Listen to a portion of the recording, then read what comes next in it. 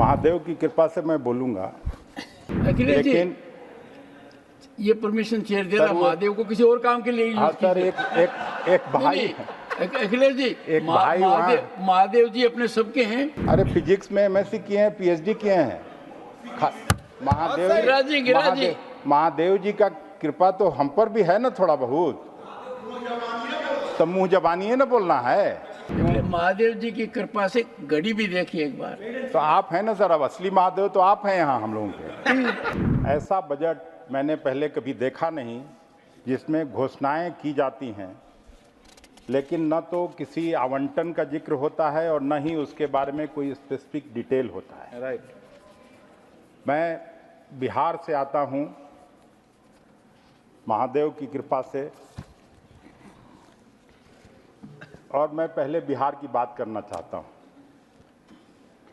BJP की सहयोगी वहां सत्ताधारी दल इस बजट से लहालोट है कि बिहार को बड़ा भारी पैकेज मिल गया।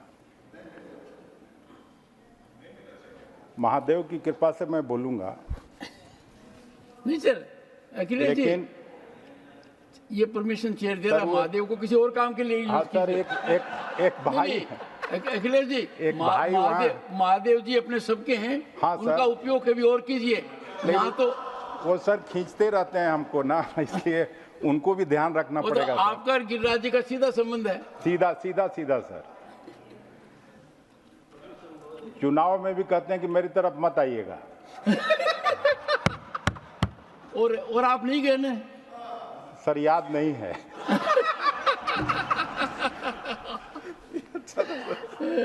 लेकिन सर, जो पैकेज की बात है उस पर उपकार सिनेमा में जब कॉलेज में पढ़ता था तो एक बार देखने गया था और उसका एक गाना था सर, कस्में वादे प्यार वफा सब बातें हैं बातों का क्या। आप भी सर देखे होइएगा, पूरा आपको भी अगर याद होगा तो। लेकिन मैं ऐसा इसलिए कह रहा हूं कि अतीत का हमारा पिछला अनुभव कुछ ऐसा ही रहा है। हम लोगों के प्रधानमंत्री जी बिहार में साल 2015 में गांधी मैदान की एक बड़ी रैली में, रैली का पूरा दृश्य गिरिराज बाबू को भी याद होगा, वो थे मंच पर इसलिए उनको और ज़्यादा याद होगा। पूरे बिहार की जनता ने देखा था जब ऐसा लग रहा था कि प्रधानमंत्री जी बिहार की बोली लगा रहे हैं। पूछ रहे थे कितना चाहिए, 10 करोड़, 20 करोड़, 50 करोड़, अच्छा चलिए 1,25,000 करोड़। ऐसा पैकेज का घोषणा सब लोगों ने देखा बिहार में। पता नहीं उस काल्पनिक पैकेज का क्या हुआ। वित्त मंत्री जी ये यील्ड करें तो महादेव की कृपा से हम बैठेंगे तब ना। इनके बाद भी मौका दूंगा। इसके पहले साल 2014 में मोतिहारी में माननीय प्रधानमंत्री जी चुनावी सभा में बोलकर आए थे। वहाँ शुगर केन का इलाका है सर, और एक चीनी मिल था कि अगली बार जब मैं आऊँगा तो ये चीनी मिल चलता हुआ आपको दिखेगा और मैं इसी चीनी मिल के चीनी से चाय पीऊँगा। 10 साल हो गया सर, 300 वर्कर आज भी अपना वेतन और पेंशन के लिए राह देख रहे हैं, बाट जो रहे हैं कि पता नहीं प्रधानमंत्री जी कब आके चीनी मिल खुलवाएंगे कि ताकि हम लोगों का चाय बन सके और हम लोग मिलें। मैं सरकार और वित्त मंत्री जी से इस मौके पर मांग करता हूं कि आप जो पूर्वोदय स्कीम का नया जुमला लेकर आए हैं, उसके पहले जनता आपसे यह कहना चाहती है कि प्रधानमंत्री जी बिहार के लोगों से किए गए पुराने वायदे को पूरा करने का काम करें। महोदय, एक और बात हम कहना चाहेंगे, बिहार में अभी जो सो कॉल्ड डबल इंजन की सरकार है उसमें सरकारी कामों की जो हालत है उससे भी सभी लोग वाकिफ़ हैं। पिछले 6 महीने के अंदर अंदर 6 पुल नदी में बह गए, आत्महत्या कर गए। और जो लोग भी पुल पार करने लगते हैं तो हनुमान चालीसा पढ़ते हैं और महादेव को याद करते हैं। इस बार इस बजट में 2 नए पुलों की घोषणा गंगा जी पर कर दी गई है, लेकिन वो पुल टिके रहेंगे कि गिर जाएंगे, इसकी क्या गारंटी है। हालत तो ये है, बिहार, दूसरा महादेव की कृपा से बिहार में फ्लड मैनेजमेंट एक जटिल समस्या है।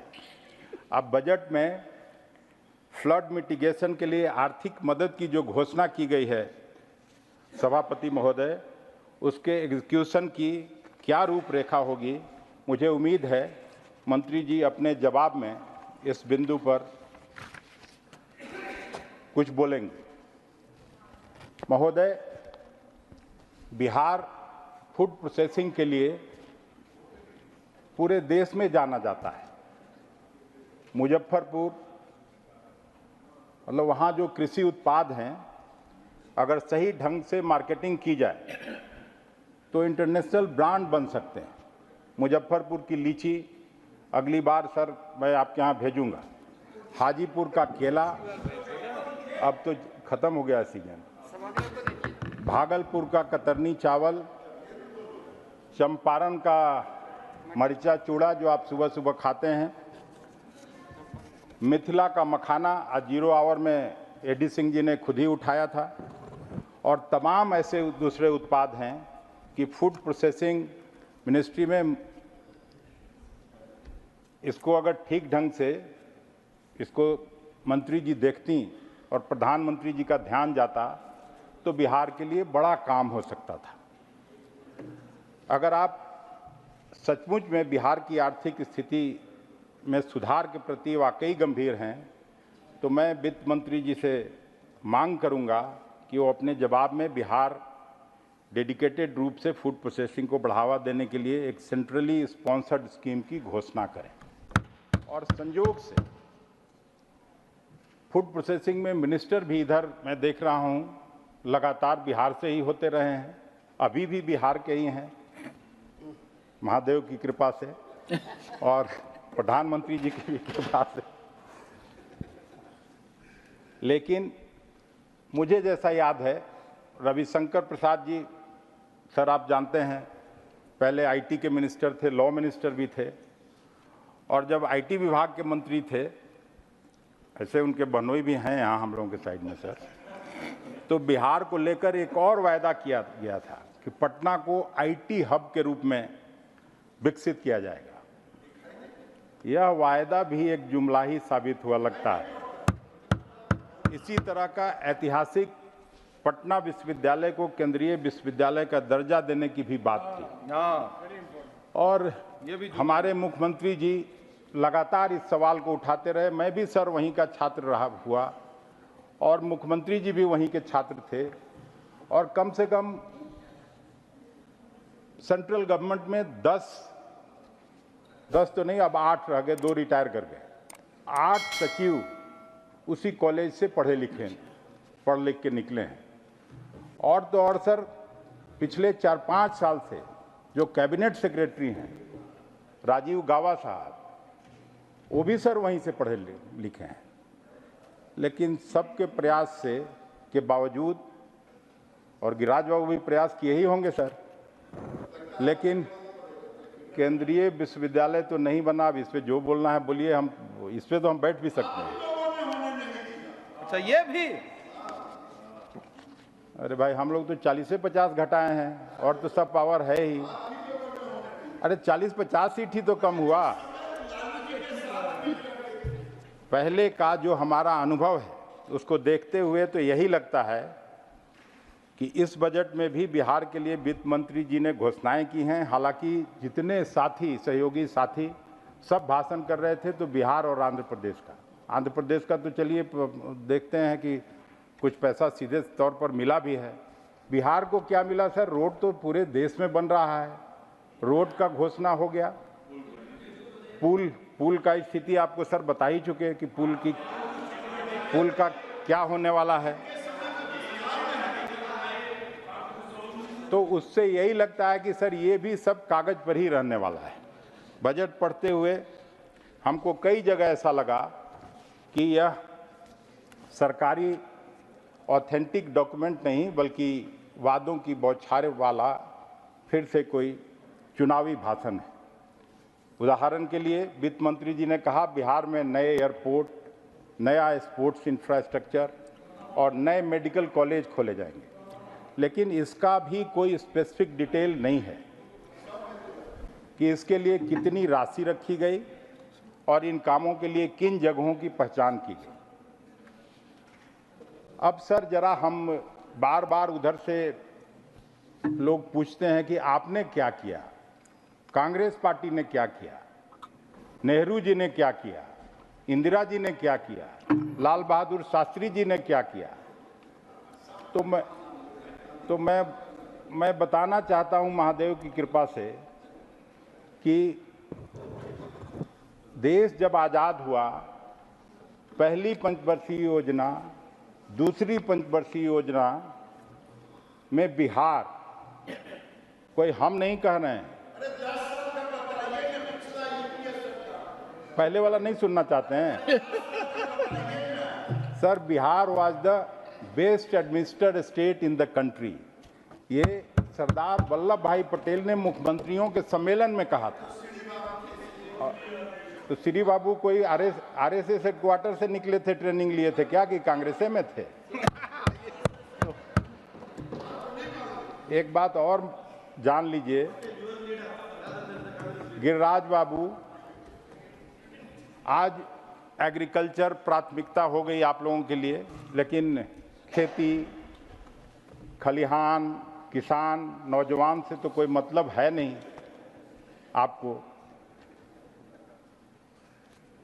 उस रीजन में बिहार ऐसा था कि अकेले पूरे देश में 27% चीनी बिहार पैदा करता था।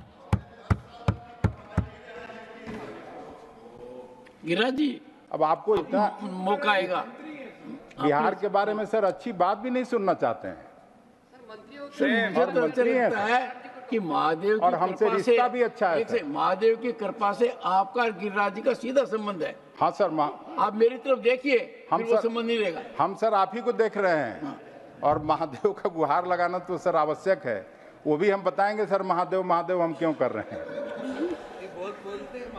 तो उस समय सर 27% चीनी नेशनल किटी में अकेले बिहार कंट्रीब्यूट करता था, जो आज सो कॉल्ड डबल इंजन की सरकार में घट के 2% से भी नीचे चला गया। शेम। ये स्थिति बिहार की हो गई। अब जरा सर यूपीए का जो ये 10 साल का सुनना चाहते हैं वो भी मैं बताना चाहता हूं। यूपीए में संजोग से सर मैं भी, मेरे बड़े मंत्री थे शरद पवार साहब, उनके साथ कृषि विभाग का, खाद्य विभाग का काम देखने का मुझे मौका था। और उस समय सर इनके तरफ से भी, जो आज राजनाथ सिंह जी जो डिफेंस मिनिस्टर थे वो रहे थे कृषि मंत्री, तो बजट बनने के पहले शरद पवार साहब उनको भी बुलाते थे, स्वर्गीय बलराज मधोक साहब को बुलाते थे, स्वर्गीय चतुरानंद मिश्र जी को भी बुलाते थे, सबको बुलाते थे। और मुझे अच्छी तरह से याद है प्रधानमंत्री मनमोहन सिंह जी ने देश भर के किसान संगठन के लोगों को भी बुलाया था और उनकी बातों को सुना था कि कृषि पर क्या करना है। अभी संजय झा जी अभी तो सीधे सीधे अदानी साहब, तो अंबानी साहब अभी दिस इज डिलीटेड नहीं, वो सर पूछ रहे हैं, ठीक चल रहे थे पर अब नहीं। करेक्ट, ठीक है, पॉइंट बाय टेकन। अच्छा सर उसको बहुत सीनियर आदमी है, अंडरस्टूड। उसको सर डिलीट कर दीजिए, कोई बात नहीं। वैसे वो लोग नाम लेने लायक था भी नहीं सर, लेकिन ये लोग पूछ दिया इसलिए ना। आपने मुझे डिलीट भी करने नहीं दिया, खुद ही डिलीट कर दिया। हाँ, तो अब जब सर आपका मन था तो आपके बाहर तो मैं जा नहीं सकता हूँ, ये बड़ी बात। तो कहने का मतलब ये सर कि जो वो सरकार थी वो खेत खलिहान किसान उनके लिए प्राथमिकता थी, कॉरपोरेट सेक्टर उनके लिए प्राथमिकता नहीं थी। और इसलिए जो किसानों ने कहा उसके अनुरूप कि आज किसान देश में आत्महत्या कर रहा है, वो ऋण के दबाव में आत्महत्या कर रहा है। इसलिए आपको सर याद होगा 72,000 करोड़ रुपए की लोन की माफ़ी हुई थी। मैं सर पिछली बार भी जब 2019 में सरकार बनी थी तो मैं मैडम वित्त मंत्री जी का भाषण सुना था और $5 ट्रिलियन की बात की गई थी। इस बार सर उसकी कोई चर्चा नहीं है कि कहां तक हम लोग पहुंचे, लेकिन हाँ हड़बड़ी में हो गया होगा। लेकिन चिदम्बरम साहब ने सर इधर से ओपन किया था, ये उस समय वित्त मंत्री थे और उन्होंने बजट प्रस्तुत करते हुए कहा था कि हम 5 साल में रूरल क्रेडिट को दुगना करेंगे। लेकिन जब 5 साल का कार्यकाल मनमोहन सिंह जी का पहला समाप्त हुआ तो रूरल क्रेडिट दुगना की जगह तिगुना करके दिखाया गया था। ये था मनमोहन सिंह जी की सरकार। और सारा रूरल रोड्स जो आज बनता हुआ दिख रहा है, जितना इलेक्ट्रिफिकेशन हुआ, 28,000 गाँव को अगर छोड़ दिया जाए, जिसका लिए पीठ थपथपाते हैं ये लोग, वो सब उनके कार्यकाल में हुआ। मुझे जवानी, अरे फिजिक्स में एमएससी किए हैं, पीएचडी किए हैं। महादेव जी का कृपा तो हम पर भी है ना थोड़ा बहुत, तो मुंह जबानी है ना बोलना है। No cross talk. Entire political science Akhilesh ji नहीं किया। अखिलेश जी इधर सर उनको तो रोकिए। महादेव जी की कृपा से आप ही कीजिए ये काम। हम ही सर करते हैं। और पहली बार सर किसानों के लिए आज एमएसपी का बात सुबह सुरजेवाला जी ने उठाया। मुझे अच्छी तरह से याद है कि 2006-07 के बजट में जो घोषणा हुआ था और पहली पंचवर्षीय योजना से 15वीं पंचवर्षीय योजना तक चले आइए, 10 रुपया 20 रुपया हर बजट में एमएसपी बढ़ता था, 50 रुपया बढ़ता था। लेकिन कांग्रेस की और यूपीए की सरकार ने पहली बार सीधे एमएसपी को दुगना करने का काम किया था। जो स्वर्गीय वाजपेयी जी के समय में जिस धान का कीमत 550 रुपया प्रति क्विंटल हुआ करता था, वो सीधे 1100 रुपया प्रति क्विंटल हुआ। जिस गेहूं का कीमत 620 रुपया प्रति क्विंटल हुआ करता था, उसको सीधे 1240 रुपया प्रति क्विंटल करने का काम किया। हम लोग के कथनी करनी में सर कोई फर्क नहीं है, महादेव की कृपा से। अब जरा देखिए यूपीए ने अपने 10 साल के कार्यकाल में बिहार को क्या क्या दिया था। सबसे पहले रेलवे में 2 बड़े प्रोजेक्ट बिहार को दिए गए। अब बर्दाश्त नहीं हो रहा है। इलेक्ट्रिक लोकोमोटिव फैक्ट्री मधेपुरा और डीजल लोकोमोटिव फैक्ट्री मढ़ौरा। अब अनेक नए ट्रेन शुरू किए। इस दौरान बिहार में 6 नए पावर प्रोजेक्ट लगाए गए। प्रधानमंत्री ग्रामीण सड़क योजना के अंतर्गत साल 2013 में 5700 किलोमीटर ग्रामीण सड़कों का निर्माण के लिए रिकॉर्ड धनराशि जारी की गई। इसके अलावा नेशनल हाईवे और स्टेट हाईवे के सेक्टर में भी बिहार को स्पेशल ट्रीटमेंट देने का काम मनमोहन सिंह जी के नेतृत्व वाली सरकार ने किया था। बिहार जैसे राज्यों को विशिष्ट जरूरतों को ध्यान में रखते हुए यूपीए सरकार ने साल 2006 में बैकवर्ड रीजन ग्रांट फंड शुरू किया था। साल 2014 में रघुराम राजन कमेटी के रिपोर्ट के आधार पर बिहार सहित 4 राज्यों को विशेष आर्थिक सहायता देने का प्रावधान किया गया था। कुल मिलाकर 2 लाख करोड़ की परियोजनाओं की सौगात बिहार को दी गई थी। लेकिन मोदी सरकार ने सत्ता में आते ही इन सभी परियोजनाओं को ठंडे बस्ते में डाल दिया और बिहार के साथ छल का खेल शुरू हो गया। पिछले कई विधानसभा और लोकसभा चुनावों में एनडीए के लोग बिहार की जनता को स्पेशल स्टेटस का गुलाबी सपना दिखाते रहे। इस बार जब कोलिशन सरकार आई और नीतीश जी हमको लगा कि थोड़ा मजबूत हुए, तो हम लोगों को भी लगा कि शायद इस दिशा में अब गंभीरता से कुछ होने वाला है बिहार के लिए। लेकिन इस सरकार ने तो पहले ही संसद सत्र में यह कह के पल्ला झाड़ लिया कि स्पेशल स्टेटस नहीं देंगे, क्योंकि बिहार इसके पैरामीटर पर फिट नहीं बैठता। मेरा सवाल यह है, शेम शेम शेम हाँ, यस अखिलेश जी, कुछ क्योंकि ज्ञान का बात भी। गड़ी भी आपका ध्यान। मेरा सवाल यह है कि ये ऐसा जो पैरामीटर है वो कोई सर महादेव जी तो बनाते नहीं, सरकार ही बनाती है पैरामीटर, और ज़रूरत के मुताबिक उसमें संशोधन भी कर सकती है। आज अगर कोई राज्य स्पेशल स्टेटस सबसे ज़्यादा डिजर्व करता है तो वो बिहार है। मानव विकास के सभी सूचकांकों से लेकर राष्ट्रीय आय और औद्योगिकरण के मामले में बिहार की स्थिति सबसे खराब है, और केंद्रीय संस्थानों की संख्या भी बिहार में अन्य राज्यों के मुकाबले काफ़ी कम है। इसके अलावा बिहार में बाढ़ और सुखाड़ की भी अस्थायी समस्या है। इसलिए मैं तो यही कहूँगा कि बिहार को स्पेशल स्टेटस मिलना बिहार की जनता का हक है महोदय। Thank you. बजट में जो महादेव जी की मैं बार बार जिक्र कर रहा था, गया में जो धार्मिक कॉरिडोर बनाने की बात की गई है उसका मैं स्वागत करता हूँ, लेकिन इस तरह की योजना केवल सेंट्रल बिहार तक सीमित नहीं रहनी चाहिए। पूरे बिहार और झारखंड में अनेक ऐतिहासिक धार्मिक स्थल हैं और जिनके प्रति देश भर के लोगों की गहरी आस्था है। झारखंड के बाबा बैद्यनाथ, जो मैं महादेव कर रहा था, वहीं से सर पूजा करके आया। ये भी गए होंगे जरूर, बिना वहाँ गए इनको मन भरता नहीं है सर। बाबा बैद्यनाथ, बासुकीनाथ, रजरप्पा का मंदिर, और बिहार में हरिहरनाथ, थावे, गोपालगंज, अरेराज, माँ जानकी स्थान, सीतामढ़ी के विकास और वहाँ धार्मिक पर्यटन की अपार संभावना है। इसके लिए आज तक आप कोई रोड मैप लेकर नहीं आए। दरअसल हमको तो कहीं न कहीं इस बात में दम लगता है कि शायद बड़े उद्योगपतियों, प्राइवेट कंपनियों के हितों की रक्षा के लिए यह सरकार को बिहार और झारखंड एक लेबर फैक्ट्री बना के रखना चाहती है, और बिहार को अखिलेश जी, विकसित राज्यों। महादेव जी की कृपा से गड़ी भी देखिए एक बार। तो आप हैं ना सर, अब असली महादेव तो आप हैं यहाँ हम लोगों के। ये रहना चाहिए।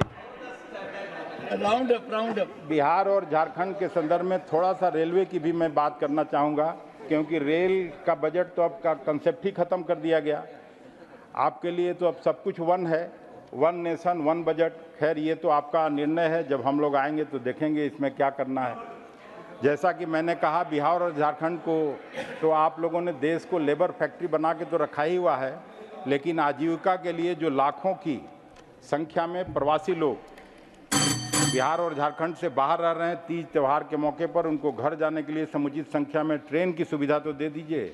आज हालत यह है कि दिवाली छठ के मौके पर बिहार झारखंड जाने वाली सभी ट्रेनों में टिकट अभी से फुल है, लेकिन आपको घोषणाबाजी से फुर्सत मिले तब तो इस तरह के ज़मीनी मुद्दों की तरफ आपका ध्यान जाएगा। अब बजट के भी पर तो असली अब आना था, लेकिन समय जब समाप्त हो रहा है तो एक बात कह के मैं अब अपनी बात समाप्त करूंगा कि बिहार को अगर सही मायने में बिहार के साथ सौतेलेपन का व्यवहार बंद करना चाहिए सरकार को, और नीतीश जी के मांग को सही मायने में मान लेना चाहिए। जल्दी से विशेष राज्य दे दीजिए। नहीं तो सर, मैं 2000 की विधानसभा में काम करता था, उसी समय से ये पैकेज का शुरू हुआ। LK आडवाणी जी उस समय तत्कालीन गृह मंत्री थे। बिहार के बंटवारे पर उन्होंने भाषण देते हुए कहा था 1,80,000 करोड़ का पैकेज देंगे, बिहार को हरियाणा और पंजाब बनाएंगे। पता नहीं सर, वो पैकेज जब से शुरू हुआ तब से पैकेज, स्पेशल स्टेटस। सर कुछ तो करवा दीजिए। आप जब हैं तो महादेव की कृपा से बिहार का कुछ भला हो। बहुत बहुत धन्यवाद।